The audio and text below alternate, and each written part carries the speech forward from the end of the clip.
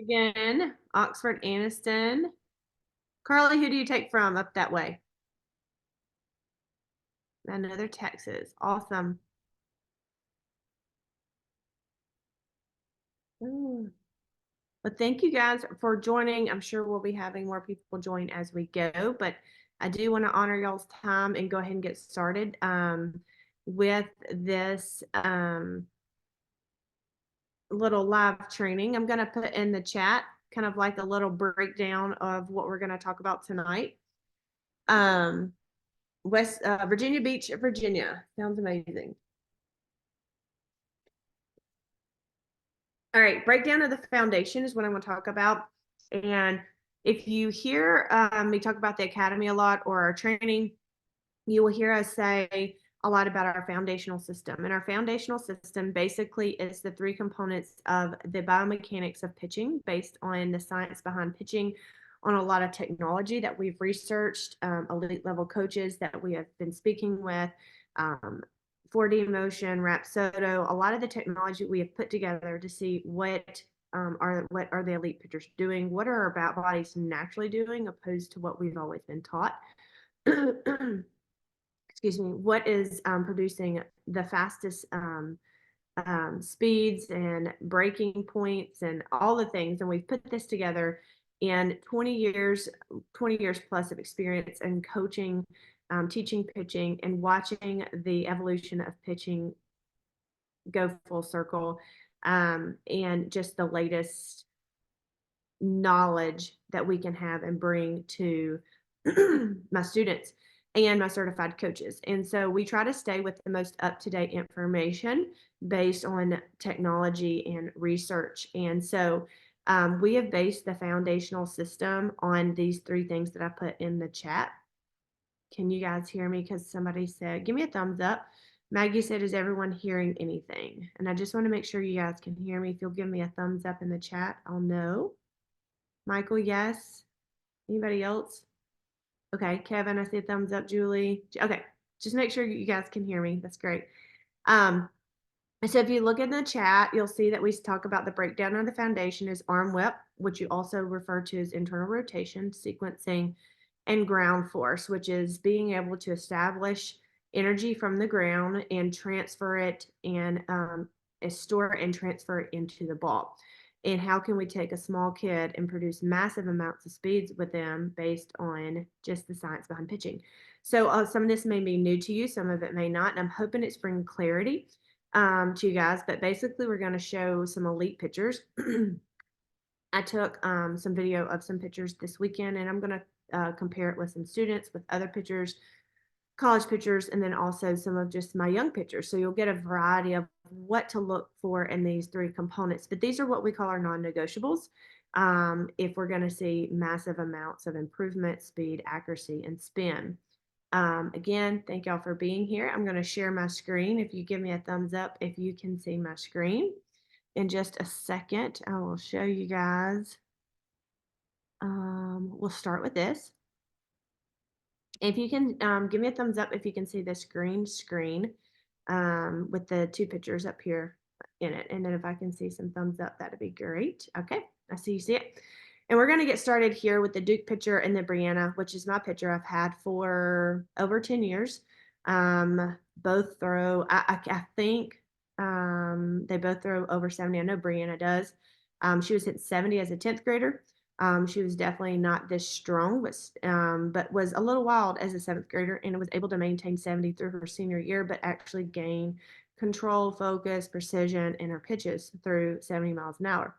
I got to see her play this weekend. So we're going to look at some things, and I wonder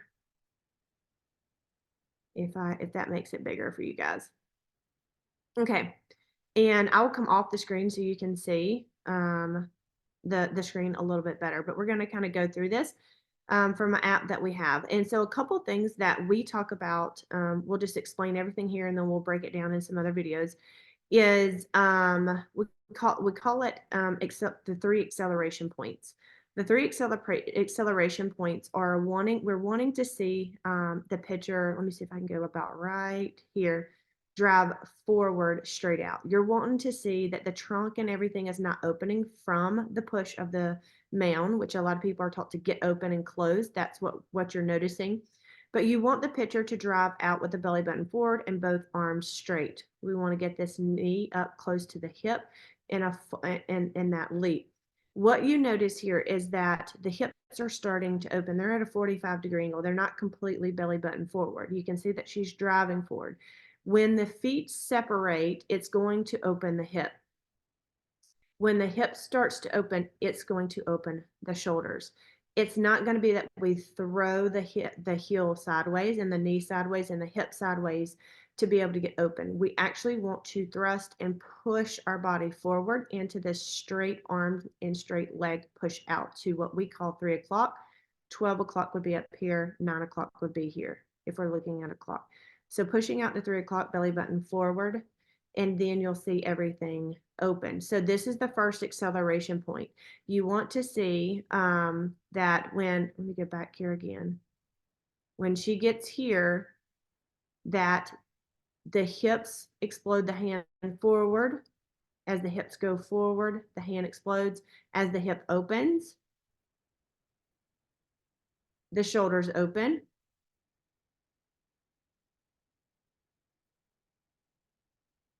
Soft elbow bend.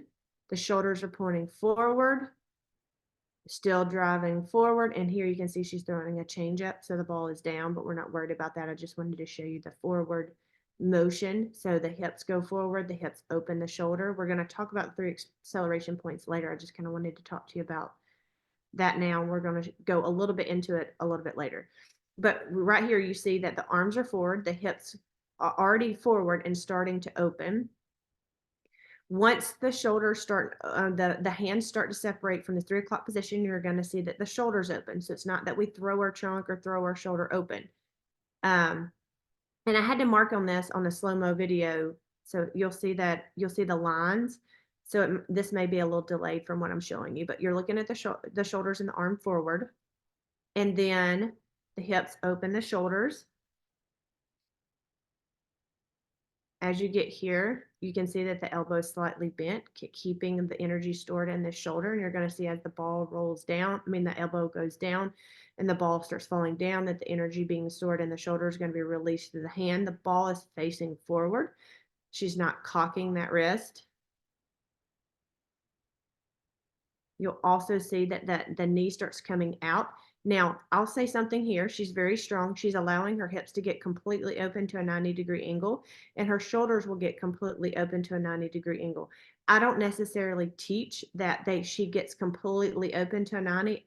It's somewhere between 45 and 85 is good because we want to keep separation from shoulder to hip, and I'll talk more about that later.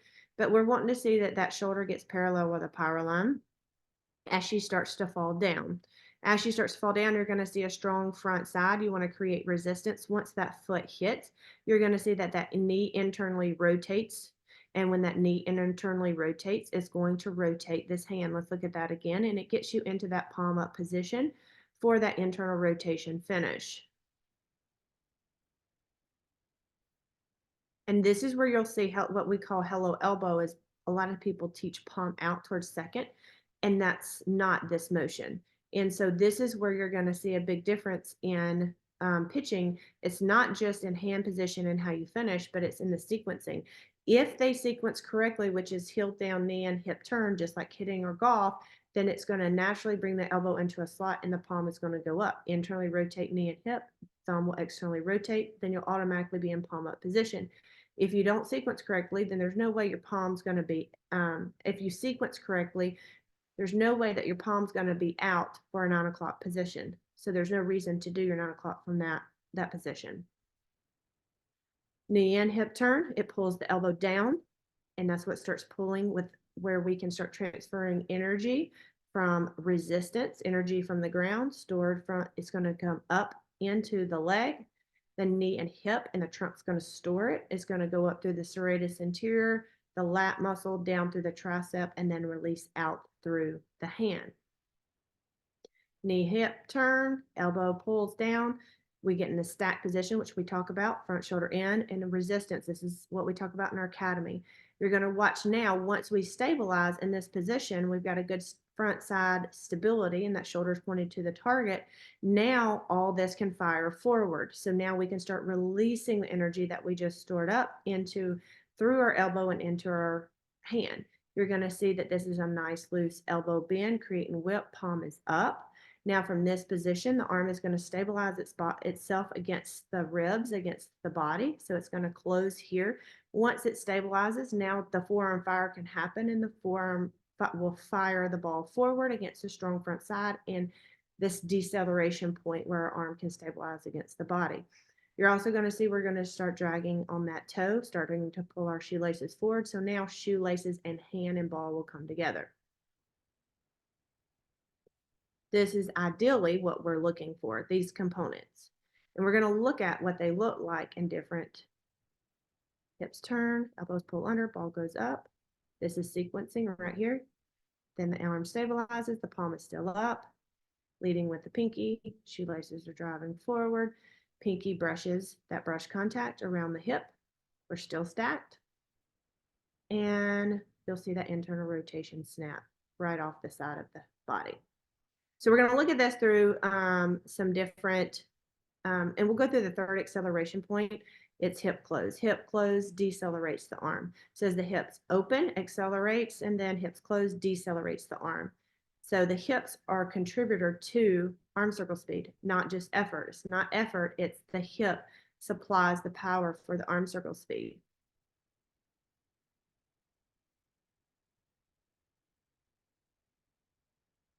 Okay, so let's look up top to Brianna. Brianna's here. You're going to see the exact same thing. You're going to see that we're coming out to that 3 o'clock position. We're looking for knee over toe, nose over knee in that launch. Then you're going to see as she comes out forward. See if we go right into Bree up top. Right here. As she pushes forward, you're going to see that knee lift. We want the knee as high as the hip as we can. And we do that by pushing through the foot, not just raising the knee. So that foot should rise up and heel over toe position. We're going to look at this through several athletes. And then you want that 3 o'clock position. We're not opening right here. Our opening comes when our arms are separating, when the hips lead the shoulder into separation. So we're still at 3 o'clock here. We're still moving in a forward direction. We are not open at this point. If you open too early, you lose the power. Now, once her feet and arms start to separate from each other, you're creating the open. Still straight. Now she's going to open the hip, which opens the shoulder. And you'll see that knee kind of come out right there. We're starting to get open. And then on the fall down, you start seeing the knee start to rotate in and it pulls the elbow down. That's what creates arm whip. Knee in, hip turn, that's our sequencing. Knee in, hip turn, brings the elbow down, creates the elbow whip, brush contact, right off the hip. And that is her changeup, which she just had 8 strikeouts on all 8 pitches. Strong front side from that front knee. And you're getting a great swing and miss. All right. So I'm going to go into another video. So we're going to look at this through some other pictures that we have. Forgive me for I don't know their name. So I hope you can see a different video here. You should see a purple uniform and a brown uniform. If anybody can give me a heads up, just so I know that you're on the same page as me. That would be really nice. Thank you, Stephen. All right, so we're going to look at some different pictures. I think this may be the drop ball picture from LSU. I'm sorry, I'm terrible with names. That's terrible. But here we go. She has drop balls. She throws a lot of drop balls. So we're going to look at a drop ball and a rise ball picture through the same foundation. As we teach in the academy, you have guide 2. You're going to see the foundation being taught scientifically. You're also going to get a program. You're also going to get our drills to help correct your daughter into this form. These are the non-negotiables. They can have style issues. They can open a little more. They can close a little bit more. You're going to see different foot finishes, but you're going to see these same components in each of these high-level athletes, and you're going to be able to see the same foundation in all of the pitches that they throw. They're not going to look a tremendously amount differently. And the way that we structure the academy is we teach the foundation, and then we also teach each pitch through the same foundation, and they just stack on each other. So once they learn the foundation, they throw every pitch off that same foundation. Super simple. Anybody can do it. So let's look at this drop ball picture. You're going to also see her, everything's straight. Knee is hip height, heel is over toe. Everything's moving forward. We're not getting open yet. You're going to also see, there's the lines going forward. You're going to see the hips start to open the shoulders. And you're going to see a soft bend in that elbow as we store the energy in our shoulder, trying to load that shoulder. There we go. Boom, getting open. Now you're going to see that elbow bent. The knee is kind of going out to open. Now we're going to drive that knee back in and down before the land. Some people do it after the land. That just depends on core stability and strength. That knee and hip turn, which pulls the elbow down into that internal rotation position. So it's getting that ball up, leading with the elbow, brush contact, boom, drop ball. Again, she's standing vertical. You're going to see her stand vertical. Now we're going to look right here at the rise ball picture. Again, everything is straightforward. Once more, lifting up, shoulders and hips will open, hips, second acceleration point, hips open the shoulder.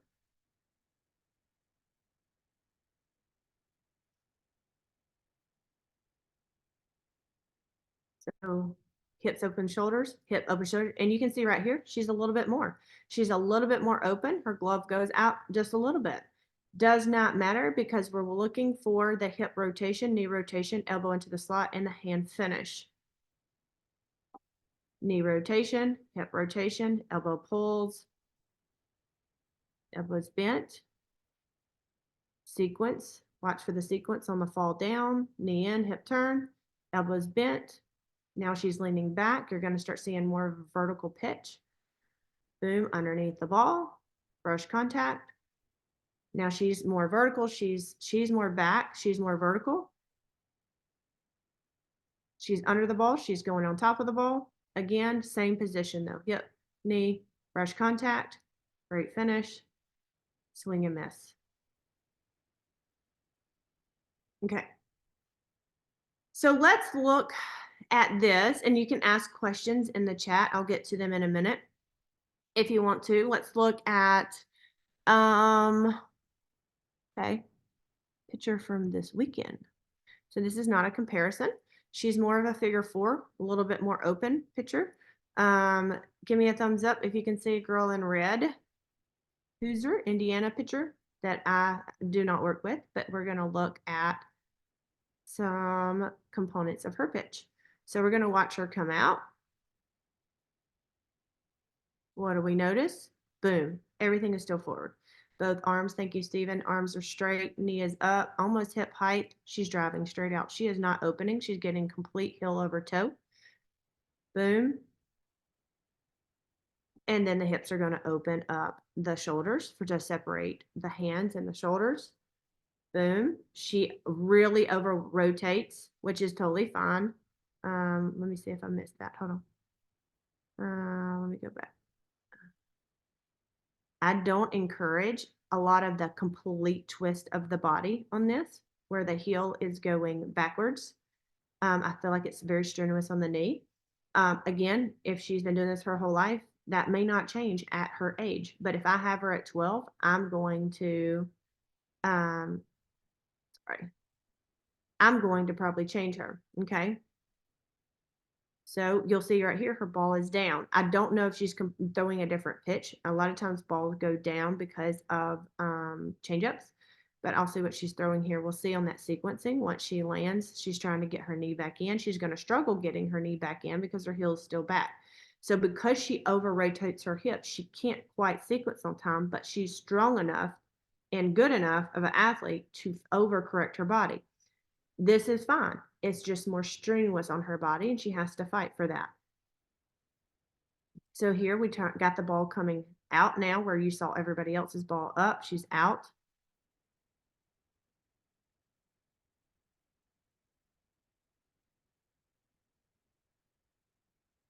She does have a bent elbow. Oh, sorry. I moved that too fast.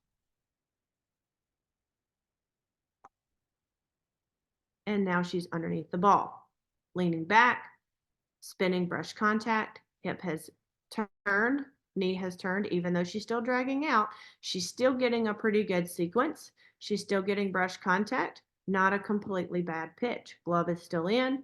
She just can't finish quite like everybody else. Maybe mobility, maybe how she's taught, maybe bad muscle memory. She may not have ever been taught this. She may have been taught to stay that way for a figure four. It may be helping the spin of this pitch. Who knows? But we did see her drive straight out. We did see her lift before opening. We did see the hips, the second and third acceleration points where the hips open the shoulders and then the hips start closing the shoulder. We saw arm whip. So does it really necessarily matter that her foot is kicking out? A lot of people, when they watch live videos on national television, they're like, oh, she drags out, she stays open. No, she still sequenced. Her knee still got forward, her hip still got forward, and she still had brush contact behind her ball. That's what we're looking for. Okay. Continue to put messages in the chat if you want it, because I'll answer those when we get done. Let's see what this looks like with a couple other. We'll do one more college picture. There it is. Okay, this was a drop ball picture. Everything was complete drop ball. So one thing you did notice of her, how she leans this way. She's probably trying to get her weight forward. So I don't really necessarily like this. I would try to change this. I don't feel like that's good for your body, but she does still try to get straight, knee up, straight out. She's got this arch in her body. I would try to get it out of her, but she is, I don't know what year she is, but at this point you may not get it out of her. Ball is forward here. I don't necessarily like that because I feel like third base can read everything and the batter can read everything. I like keeping the ball hid. But again, it's obviously not been affecting her. They haven't changed it. So she's in this position, which is great. She's still going forward. Just looks a little different as she's arched and leaning back a little bit. Her elbow is bent. You notice that her hips are opening her shoulders. Hips open, shoulders, second acceleration point, elbow is bent. Now she has sequencing upon landing, knee turn in, hip turn in, elbow whip, and brush contact. And she's coming up with a little bit of a crunch to help get that drop ball going and to get up on top of that ball. She had a really, really good drop ball and a pretty nasty curve ball. And that's the two pitches she threw. If I can encourage you, don't get 4 pitches. Get 2 and master the 2. Every pitcher I see usually throws the main 2 pitches. They can learn the other 2 in college when they get there. They need 2 pitches and they need to master them. Mastering them means being able to throw it in like 8 different locations and on command 8 out of 10 times. I had a kid that only threw a drop ball from freshman year to senior year. Her dad wouldn't let her throw any other pitch besides a changeup. She threw 4 huge buckets every single night, probably 5 days a week, and over a 20-inch box and a 24-inch box, signed a full ride for 1 pitch at Mississippi State SEC team, and did amazing. So we don't have to have all the pitches. It waters down the 1 pitch that we really need to have. All right, let's look at some high school pictures here. I'll show you one that's not doing as well. She's one of mine, but I haven't seen her in a while. No, this one is not her. This one does really well. Kind of funny, but she has a nasty curveball. She does not get a whole lot of elbow whip. She's always struggled with elbow whip. So what I would do with somebody that struggles with elbow whip is get them to load that shoulder by bending the elbow on the back through and back way when they drop their arm. But we've worked on that. When she gets to a game, she kind of goes back. Completely fine. She throws 60-something miles an hour. Again, she comes forward, knee is high. These are the things we're looking for. Her hips and shoulders start to open up. She gets good elbow whip. She's probably about 5'3". Elbows bent. Now you see right here where she's good here, but some here, right here, we start turning that ball and start to pull with that straight elbow, which is hindering her from getting more speed. Another thing, she likes to throw her shoulder out, but look right here, her shoulder is still pointing forward, her glove is out, but it's not pulling that shoulder around. So it doesn't matter if the glove's going out if that shoulder is not being pulled around. She's creating a good, strong front side from her front leg, which is causing the knee to come in. So she's sequencing pretty good. She's very, very close to her side. She brushes, but it's a different brush. She's slightly in front. But she lets the ball go right here on that front side of the hip, which is totally fine. But she lifts and carries the ball. But look at how great this ball moves. So she lets it go on time. She's just super athletic, super strong.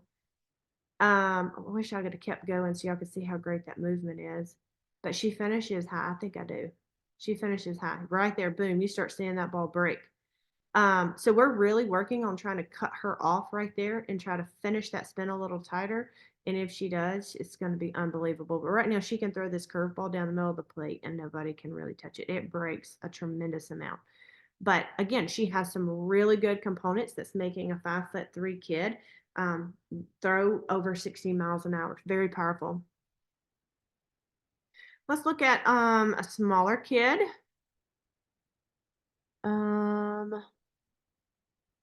Now this kid is Tenu, very, very tall, long and lanky. You're going to see what she looks like. And this is one that doesn't really open a lot because her hips aren't wider than her shoulders. So as she matures and grows, she's going to have to open up more. And we've worked on that, but you're going to see again, same thing, lift, arms go forward. She's getting triple extension, ankle, knee, and hip, getting that hip to go forward to bring the hand. That's the first acceleration point. The second is hip opening the shoulder. Elbow is nice and bent. Now the third acceleration point, the hip closes and brings the elbow. But as you see, she barely opens to a 45. She doesn't completely open to that 90-degree like these college girls are doing. She doesn't necessarily have to. She doesn't have wide hips. Her shoulders are wider than her hips. I would like her to get that knee out just a little bit more, to get her a little bit more hip rotation, knee and hip, to drive the hand down faster to get more speed. She is throwing a drop ball, so I would ultimately like seeing her hand here a little bit better, but she's pulling it forward, shoulders out just a little bit. She's got a really nice drop ball, but that hand's a little far away from her body. I would like to see it a little bit closer. But she does really, really well with this pitch. So, I mean, this is just little minor things that we're working. You see that ball come up and out for the drop ball. We're getting good height. The ball's dropping nice. Beautiful pitch.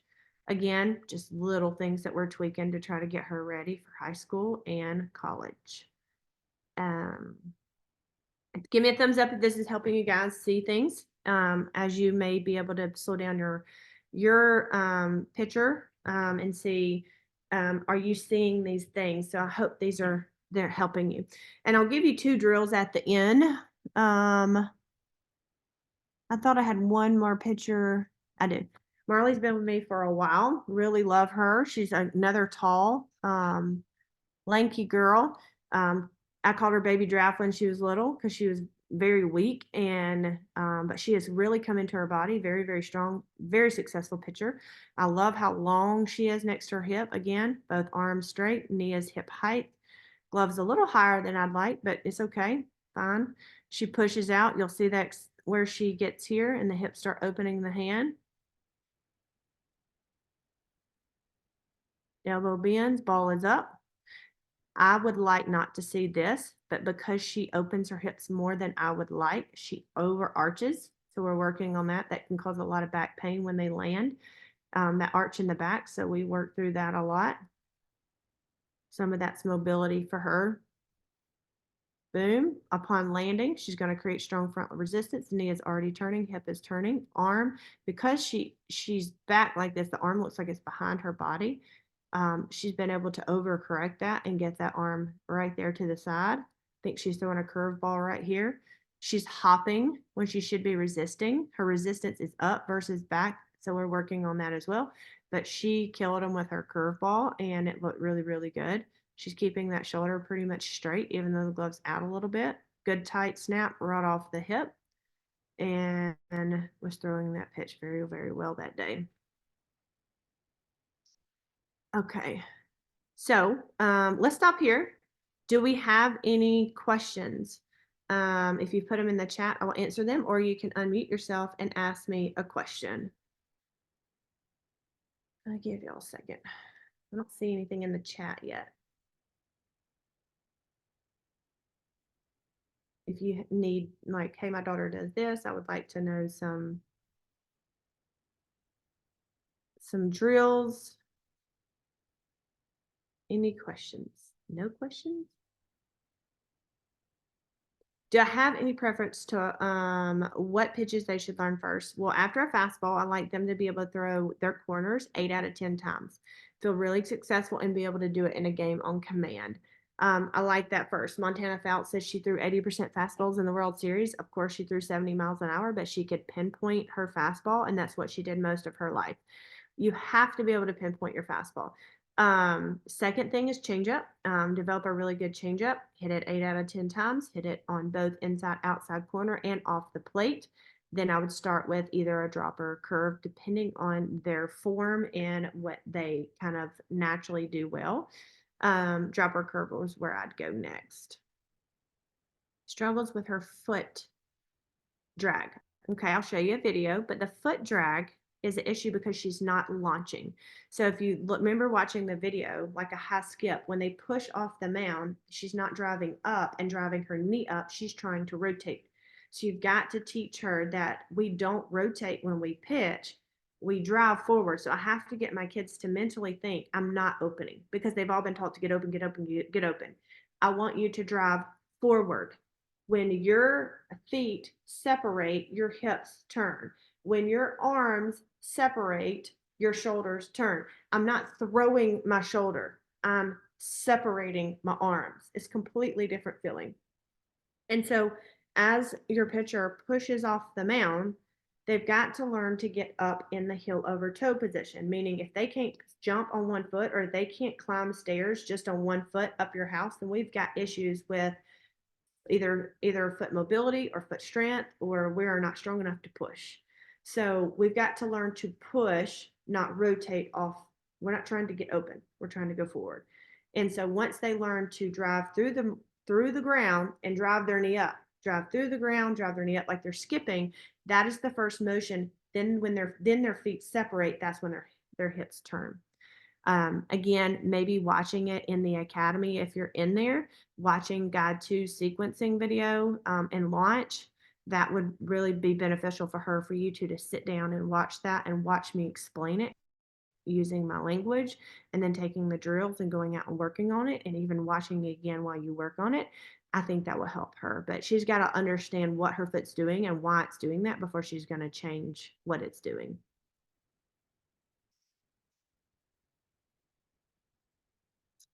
Any suggestions, words to use to get them to keep their arm closer to the body at release? So we got a couple of things. The arm, at what y'all will see as symptoms, what I see as a root issue. There's not going to be a drill that just does that. Everything goes back to the non-negotiables. So if her arm's away from her body, there's one component that it's not non-negotiable, and that's if they're hyperextended, or if they have, like, if they stand by their side and their arms naturally come out and they can't get their arm closed, that is just something that's in their elbow that they can't, and then we have to kind of work around that. Very rare case. If they can stand by their side and put their pinkies on their thigh, that's not the problem. The problem is they're having some kind of transitional issues from here to here. They've either been taught palm out, and then when they're coming down, their body is naturally trying to get them into that palm out, and they can't get there because they weren't taught this. They were taught this. And so it's causing them to get that hand outside their body. And then the other thing is they don't understand internal rotation. So they probably are not doing palm up, down, brush contact, snap, roll. So they don't know where they're supposed to be. They don't know what they're supposed to feel. They don't know what part of their hand they're supposed to feel in their thigh. We go over that in our arm whip unraveling series in the academy, guide 2 if you're in there. And I go through the whole explanation behind why we're here, what it does, what the benefit is, and how we do it. And then exactly what we should feel on the way down, what we should feel in the brush contact, and then how we should feel the snap, not just a roll, and then why our hand naturally internally rotates after the finish. So I do a big teaching on that, and then I have several drills that we go through, and then there's a program that says do this drill for this amount of time for this many days. And then you also have the upload chat. You can upload the video the first day you do it, the fourth day you do it, and say, hey, Carrie, does this look right? I will give you advice and feedback and say that looks perfect. Let's move on. Let's go to the next section. Or I will say, hey, she's still struggling with this. Let's try this drill. And so I will walk you through step by step on that within the academy, so you can know exactly how to get her hand back in. But yeah, that can be very frustrating, Jim. Kevin, mine does too. Her foot anchors because her body, she opens up too early. So just remember when they're opening up too early, the weight is going back. It's going to anchor, and the anchor is the heel is going to fall because you have so much weight going into that back leg as they're trying to open. There's no way they're going to sequence because it's not going to do it on time. Too much weight is too far back. So again, making sure, and we go through this in the third section of our foundational system in Guide 2, and the launch is teaching them to drive forward prior to opening, teaching them we do get open, but what does it look like now? Because you've been taught to just throw your body open when we should have been throwing our body forward to get maximum amount of power. And if we're just throwing our body open, then all our power is going backwards when we're trying to transfer it forward. So we're losing so much power. So when they sit down and watch the video and they see me explain how to jump out forward, how high should your knee be, what drills do we do to get our knee high, then at what point do we actually start to open? And when we do open, what do we feel? We feel our second and third acceleration point. We feel the hip drive the arm up. We feel the hip drive the arm down, and that increases our arm circle speed. And then we have drills for that as well. So if that's the part of the breakdown that they don't understand, grab those drills, grab that program, work on it 5 days, then implement it back into the sequencing part of the program. And again, upload chat and just say, hey, how does this look in the 3 acceleration points? But the anchoring back and dragging that heel down is just a lack of understanding and clarity on how to drive forward and the exactly what time do we actually start opening, that it's more beneficial, most beneficial for us to get our arm circle speed up or generate arm circle speed. Chris, my daughter pulls down well with her elbow bent, but gets to her hip and rotates around her hip. Okay. There's a drill I did on Instagram. I'd have to find it, but I put it in the academy as well, where when their hand falls down, I put like a rubber band. Let me see if I can do it here. I put a rubber band on their fingers. And so what happens is when they get here, they tend to rotate versus snap. So we get a rubber band and put it on the fingers and get them to pull their fingers here and then up, here and then up, and then the internal rotation. So I break that down into really bite-sized pieces in the arm unravel section of the Guide 2 of our foundation in the academy, and show you in slow-mo what that looks like. And I think if you show your daughter that, and I may have some stuff on Instagram with that. I know I've put some stuff from the Colorado Springs camp in there. I know I have it on TikTok. It was one of the last 5 or 6 videos, but we talk about how they'll get here and they never drop their fingers. So they store that energy in their body and they store it, and then they start transferring it through the elbow, through the shoulder, through the elbow, and out to the wrist. But then they start pushing it like a curveball and they don't unravel into their fingers and then snap and let the ball come off their fingers. And we have some really basic drills with teaching them finger work, how they push from the fingers and then rotate in the academy as well. And I think I have some of that stuff on Instagram as well. I would just have to go find it. Everything is just streamlined in the academy. I could tell you like where it's at, but on Instagram, it's just all a mess. And so is TikTok. So I love the fact that it's all just streamlined and step 1, step 2, step 3, and it's just easy to follow in the guides that we have. But I think the brush, teaching her to brush and fire straight to the catcher, you make it have her throw right to her, like into her glove. And she could feel how hard she's snapping and maybe work through throwing into her glove. That may help too. You're welcome, Jeff. How to get a low rise ball, low mid rise. This is what's definitely changed my mind. I used to think that way as well, but we just talked to the Virginia Tech coach with some of our certified coaches the other day, and he has a girl with a 9-inch vertical rise, and he said, I don't care where she throws it, they're not going to hit it. If it rises 9 inches, then don't matter where you start it, because wherever it comes in, besides starting, at the head, they're not going to hit it. Another one of his pictures, there's a 4-inch vertical, 3-inch horizontal break, so it's a little curve rise.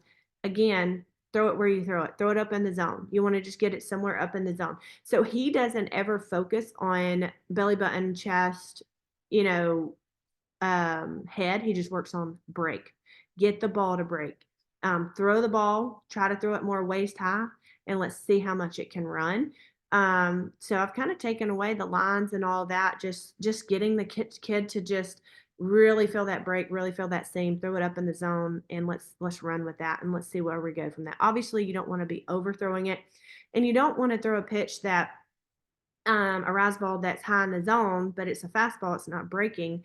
So again, the sequencing part of the pitch is huge for a rise ball, because if that hip doesn't rotate, knee and hip doesn't rotate, it doesn't drive the pinky under the ball. So therefore, if the shoulder flies out or the hips stay open, then we're going to over rotate the shoulder, which causes a lot of shoulder injuries, and the hand starts pushing through forward, and now you get more of a different spin on the pitch, and you're losing that rise ball. So then now you're like, oh, she's hanging it. But if you're getting good spin, whether it be 12-6, 11-5, 10-4, and it looks like maybe it could look like a gyro or a bullet coming in, but if you're on a Rapsodo and it's telling it's a 6-inch break, then that's a rise ball, and she's doing well with it, no matter if you're seeing a dot or not, because that dot is, if they're saying gyro is here, but you could still see a gyro and a dot here, but that ball be breaking like this coming up. So that spin efficiency is very important on that pitch. So you're welcome, Kevin.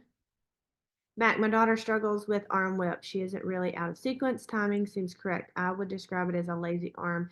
The forceful whip is missing. Any drill? So make sure her acceleration points are there. And here's another thing, loading that shoulder, like staying nice and loose on the way back, and then when they get here, being nice and loose on the way up. If they're bent here, they should be bent here. However, the one girl I showed you is bent, and then she still locks right here, but she doesn't lock because of the shoulder. She just locks because she's getting tighter. And we do a lot of noodle drills, a lot of whip drills, and hoping that will continue to let her stay nice and loose. But also we've started changing her warm-ups where she can't throw her warm-up pitches hard. She has to throw everything loose, and everything has to spin very tight off of her brush contact with a quick snap. So I think changing her warm-ups might be better, and not driving out, jumping out, trying to throw her warm-ups as hard as she can, but making sure she has a complete bend in her arm and staying nice and loose about 75% during her spin pitches or her fastball without trying to throw her warm-up pitches hard. Chris, my daughter pulls down well with her elbow. Okay, got that. Thank you. How do you pitch on turf while it's raining? I never pitched on turf. I was always on dirt. There may be somebody in here that can help you. I've never had that question. I'm assuming she has turf shoes. I would assume that the turf shoes would be good, but I don't know. Good question.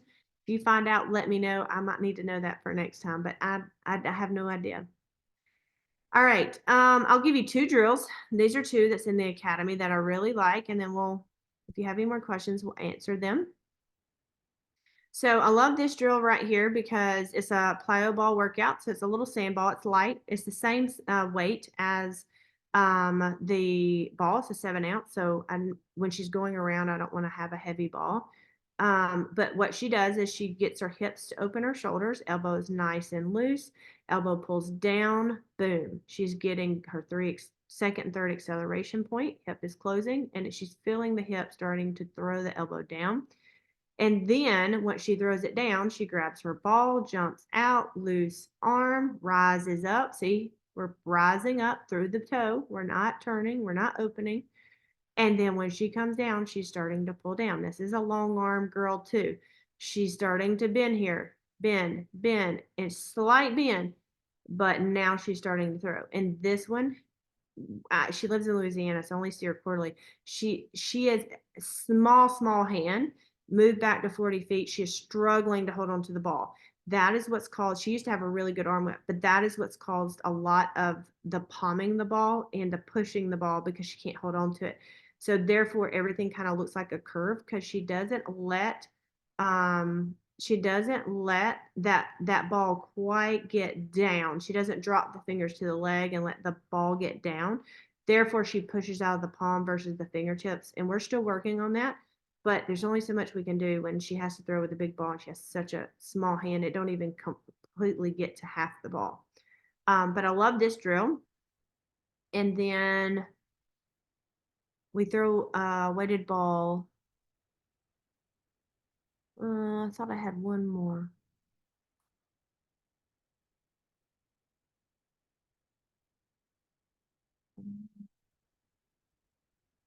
Let me see. I have it on my phone. Y'all can ask any more questions if you have them. I think this is it.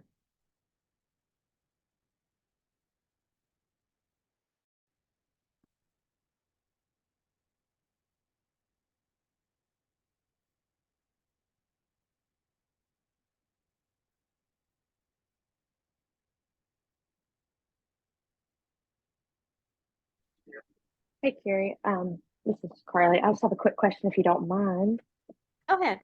Sorry, I figured I'd be brave enough to, it's just easier to ask. Yeah.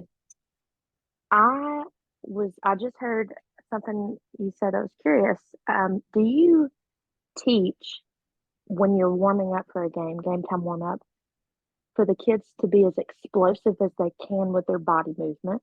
I'm talking about maybe kids like juniors, seniors in high school. Um, I have one that's kind of plateauing. She's going to college. She's found a scholarship, but we just can't get over the hump. And you Yeah. mentioned that to get a looser whip, or um, just what you were talking about. I forget the gal that asked, but you said that you don't have them throw as hard as they can for their warm ups. So do you have a specific, I guess, progression that you have for your older kids as far as like just their explosive movement, or do you encourage that? Do you get what I'm saying? I don't know if I asked that Yeah. right. I have some that do go through explosive. I don't think it's necessary. I feel like it's more of a rhythmic kind of thing. I like to see them just, you know, rhythm. Feel the elbow up, feel the snap off the hip, kind of walk through the pitch. If you watch girls throwing college, you'll see them do some long toss.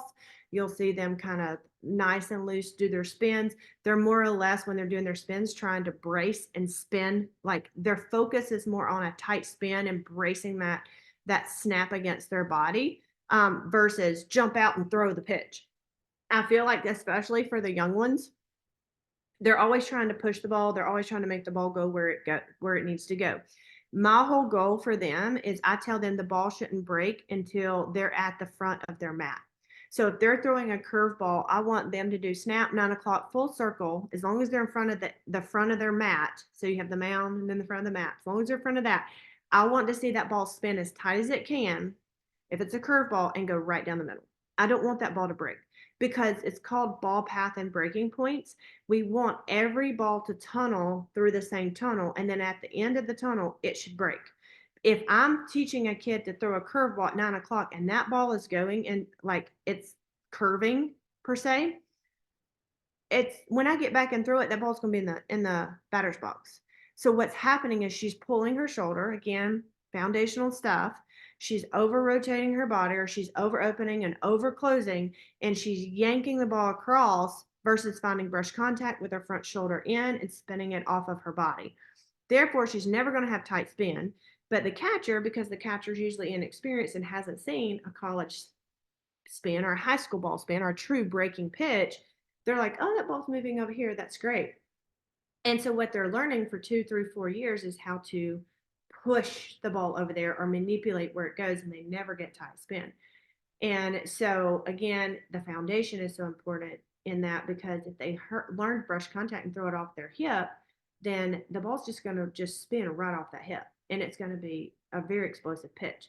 So as we warm up, I teach them to focus on brush contact, spinning the ball as tight as they can, controlling the front shoulder, timing the rise and the fall of the pitch, and then making sure they feel that, and they can just see that ball like ice, like a ball on ice, just sliding off that power line. And it's a beautiful thing to watch. And then when they go full speed, they just trust that wrist and they trust that snap right off the hip. So I think forcefully warming up is can cause a lot of kids to overthrow, be over powerful, and me actually slowing them down and teaching them how to move fluidly has been very helpful in creating more arm whip and creating a loose pitch, trusting the hip, trusting the fall of the arm, trusting the snap is at the fall of the elbow versus land, drive, throw, force. Great, thank you. You're welcome. How do you help them carry good habits in the bullpen? I think that starts a lot from home. Like a lot of my parents that are in the academy go through these videos with their kids. When they know the why and what it's going to produce and how good it's going to make them, then they want to do it. If they're just doing it because they're like, this is a drill they told me to do, and I'm supposed to be doing this is my drill. And a lot of my high schoolers, I see it, they just in there snapping, going, "What so and so do at her birthday party? Do you see who so and so's dating?" And they're going through this whole conversation in the bullpen with their catcher or whoever, and they're not paying any attention to what they're doing in their drills. But when you break this down for them and you watch it on that video and you say, "Do you see why she's saying this? Is this clarity clicking with you? Do you see this drill? Do you see what she's focusing on and her trigger words that she's saying that you need to be thinking about?" Then you need to think about them. And then going out the next day and working with them and saying, "What are you thinking about? What did Coach Carey say that where did your shoulder need to be after the pitch? Where's your shoulder? Where did Coach Carey say it needed to be?" Okay, you're not there. Bringing awareness every single pitch, catch, hold the pitch. What's going on? Where's your shoulder? Where's your knee? Did you sequence? No. Okay, then go do your step shuffle drill. Sequence 5 times. Now let's come back to 9 o'clock. Are you doing the sequence in your pitch? No. Why? What do you feel? Like you have to be talking like this through each pitch, not just catching, throwing back. If you're catching, throwing back, you're not giving them enough time to feel, see, do anything, make any kind of recovery to that pitch. So catch it. What do you see? Where's your foot? Where's your shoulder? But if you don't know it, then you can't teach it. And so that's the biggest thing is you've got to know where they are supposed to be at each part of their progression. And then you can question them like that and help them to think deeper because their frontal lobe is not developed. They're not thinking like we are.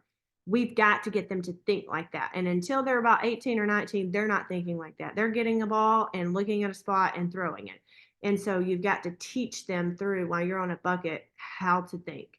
And even when it comes to game type situations, what did you see that batter do? Where did you see how she was standing in the batter spots? Did you see that she was pulling her hands?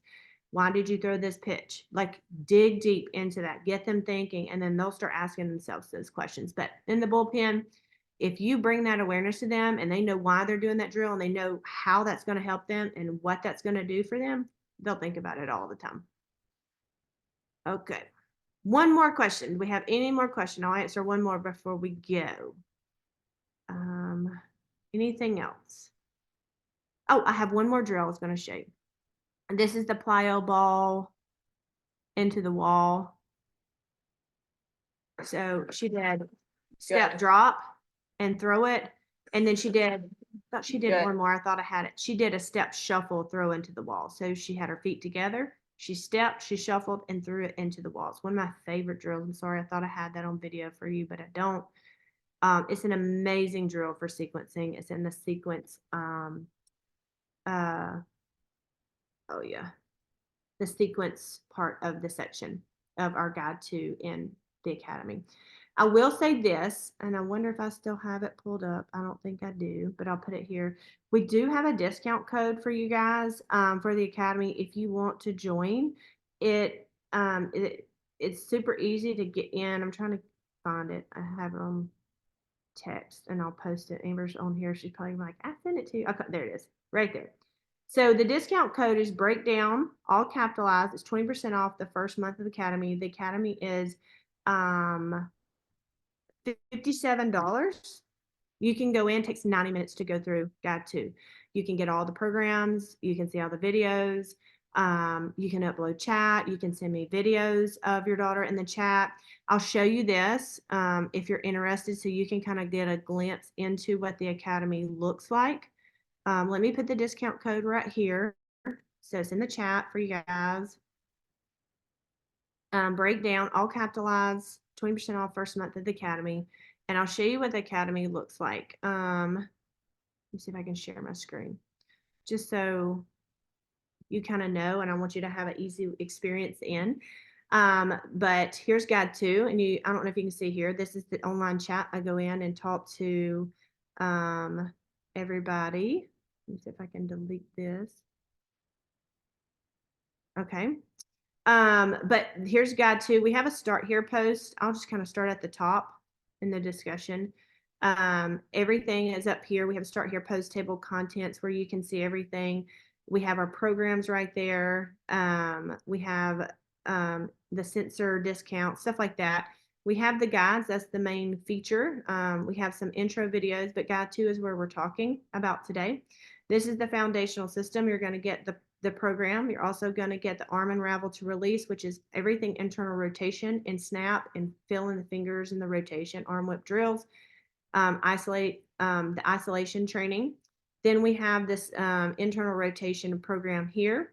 We have sequencing explanation. We didn't talk about separation, but seeing a 15 to 20% separation, we talk about this here, can get our kids 60 plus miles an hour at the appropriate time. So we have to make sure that they get their separation. Then we have the live teaching on sequencing, drills. Then we start having resistance bands and then momentum. We didn't talk a whole lot about that, but we did talk about the ground force, how to release and store and transfer energy. And then there's the recap and then the level up your launch program. So all of this, you could start in the first program. You could stack programs. You could do all 3 programs. If you did a little bit in all 3 programs, it would be your hour workout. And then we go into more fastball mechanics, some things that I see that you could add to, like if you need driving out drills, you need more loading power, the knee up drill that we talk about. Here's Brianna working with me here from Indiana. There's AB from Michigan, now at Auburn. She's in here working. You see common mistakes, pulling the shoulder, arm circle drills, foot turning drill 2. You're going to see that. And then you'll see that we stack the foundational system into the changeup, and you'll see that with every single pitch. You have the online chat where people can upload videos. We can answer questions. All my coaches and myself are in here, and we're talking and answering videos there. And let me see. But we have a live onboarding in there. We have a live Q&A. We have a lot of wins posts where we celebrate the kids and send out gifts and stuff like that, make it real fun for them, and just acknowledge their hard work. So anyway, if you guys have any questions about that, you're more than welcome to message me on Instagram or Facebook.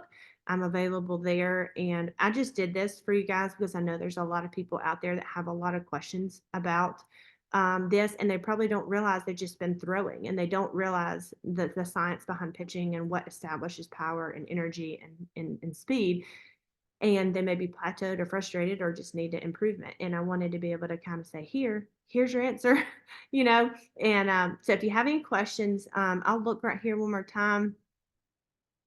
Oh, thank you, Jolene. You really appreciated being a part of the academy. It's completely changed your coaching style and the outcome of those younger kids you work with. Your explanation and drills help so much. I haven't got through everything yet because I'm taking my time through it. You are so welcome. Thank you for being a part. Again, if you have any questions, just let me know, Jolene. I really appreciate you being on here too. I hope this helps. You do have a breakdown of the slow motion video in the academy as well that you can refer back to, or maybe screen record and then compare your daughter to. But anyway, so thank you guys for being a part. I really appreciate you. Let me know if you have any questions, and I hope you have a wonderful night. Talk to you soon. Bye.